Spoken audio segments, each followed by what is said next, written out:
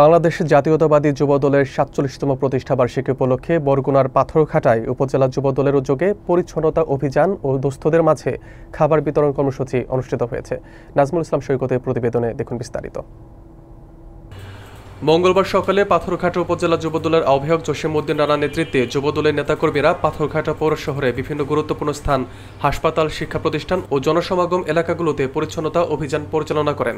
পরিচ্ছন্নতা অভিযানের পর দুস্থ ও অসহায় মানুষের মাঝে খাবার বিতরণ করা হয়।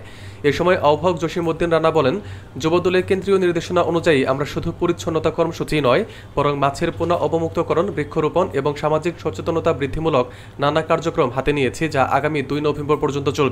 স্কুল ক্যাম্পাসে যুবদলের পরিচ্ছন্নতা কার্যক্রম শিক্ষার্থীরা হাততালি দিয়ে স্বাগত জানায়। এছাড়াও স্থানীয় সচেতন মহল যুবদলের এই উদ্যোগের প্রশংসা করেছেন।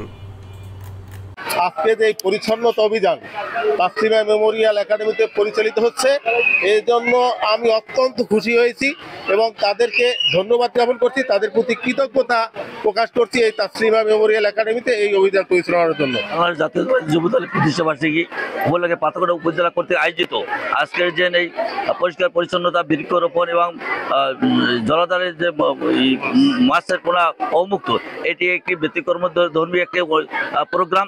এই প্রোগ্রামের জন্য আমরা পাথরঘাটা বালিকা উচ্চ বিদ্যালয়ের পক্ষ থেকে তাদেরকে অভিনন্দন ও শুভেচ্ছা জানাই এবং এই ধরনের কার্যক্রম যেন তারা এর সাথে যেন থাকে এবং এভাবে থাকলে দেশের মাদক, দুর্নীতি সবকিছু এদের মাধ্যমে দূর হবে বলে আমি বিশ্বাস করি। এই যে বিএনপি অথবা যুবদলের যে প্রোগ্রামটি, এই প্রোগ্রামে তারা এসে আমাদের স্কুল মাঠ সহ স্কুলের আঙিনাগুলো পরিষ্কার করছে। একটি স্কুল ভবনের আঙিনা অবশ্যই পরিষ্কার থাকা দরকার এবং তাদেরকে আমি আন্তরিকভাবে ধন্যবাদ জানাই আমাদের আঙিনা পরিষ্কার করার জন্য। 5 দিনের কর্মসূচি হাতে নিয়েছি, সেখানে আমাদের 3 দিনের কর্মসূচি ছিল সেন্ট্রালে, আমরা আরেকটু করছি যাতে জনগণের পাশে আমরা যাওয়ার সুযোগ পাই। তার ধারাবাহিকতায় আমরা পাথরঘাটায় আজকের পরিষ্কার পরিচ্ছন্নতা অভিযান চালিয়েছি এই প্রতিষ্ঠানগুলোতে এবং পাথরঘাটা হসপিটাল, যেটা সবচেয়ে গুরুত্বপূর্ণ জায়গা, সরকারি হসপিটাল, এইখানে আপনারা জানেন যে দীর্ঘদিনে যাবৎ ডেঙ্গুর যে মহামারী আমাদের পাথরঘাটায় সর্বোচ্চ ডেঙ্গু মহামারী আকার ধারণ করছে, অনেক 20 জনের মতো মারাও গেছে। সেই ধারাবাহিকতা আমরা আজকের বাথরুমের যে পরিষ্কার পরিচ্ছন্নতা, তারপর আশেপাশে পরিষ্কার পরিচ্ছন্নতা এবং যে এমার্জেন্সি লাইট, বিদ্যুৎ গেলে এখানে যে জেনারেটর নাই, যার কারণে আমরা প্রত্যেকটা ওয়ার্ডে একটা করে এমার্জেন্সি লাইট দিয়েছি যাতে বিদ্যুৎ গেলেও যেন রোগীরা কষ্ট না পায়। ৪৭তম প্রতিষ্ঠাবার্ষিকীর কেন্দ্রীয় যুবদল অনেক কর্মসূচি হাতে নিয়েছে।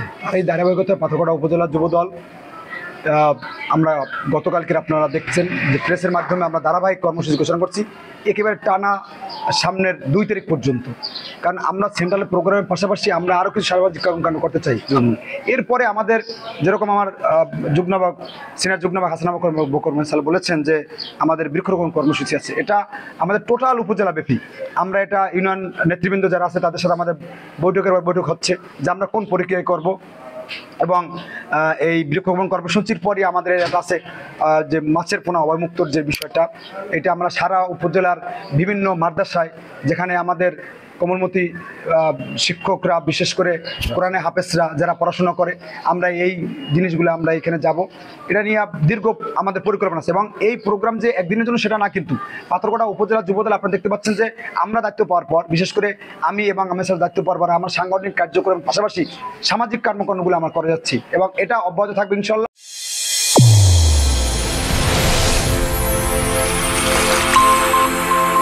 চ্যানেল A1 হৃদয়ের স্পন্দন।